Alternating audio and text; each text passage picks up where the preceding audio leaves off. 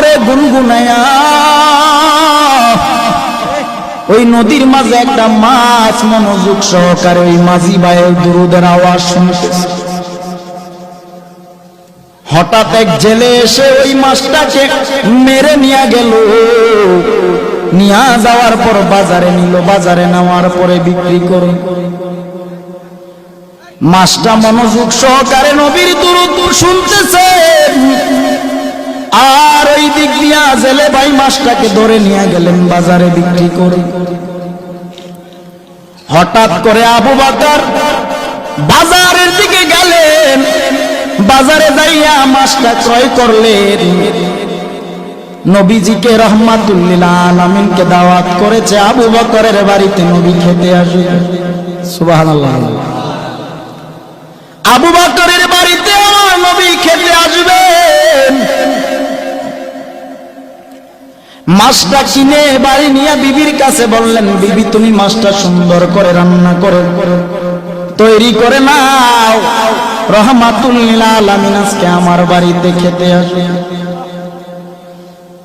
বিবি মাছটাকে কেটে রান্না করার জন্য কড়াইয়ের মধ্যে যখন রাখলেন, পাতিলার মধ্যে যখন রাখলেন, চুলায় আগুন জ্বালায়।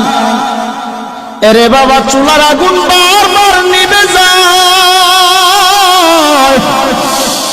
আবু বকর চিন্তা করে দেখলেন মাছটাকে রান্না করার জন্য রেডি করে আগুন নিভে যায়, চুলায় আগুন জ্বলেন।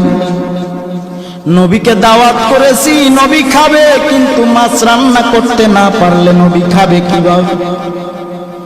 আবু বকর নবীকে দাওয়াত করলেন, রহমাতুল লিল আলামিন চলেন একটু আমার বাড়িতে যাবেন। নবী গেলেন।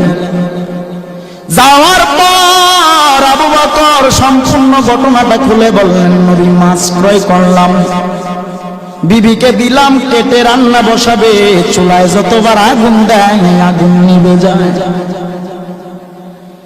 আল্লাহর নবী রহমাতুল লিল আলামিন ডেকে বলেন, ও আবু বকর, দুনিয়ার আগুন কেন, জাহান্নামের আগুন এই মাছটাকে পোড়াতে পারবে না। বলে কেন? নবী আমার ডেকে বলেন, ও আবু বকর, মাঝি নদীর মধ্যে আমি নবী প্রেমে পাগল হয়ে দুরূদ শরীফ এই মাছটা মনোযোগ দিয়ে আমি নবীর দুরূদের আওয়াজ শুনে আমি নবীর বড় পাগল। ওই মাছটাকে তুমি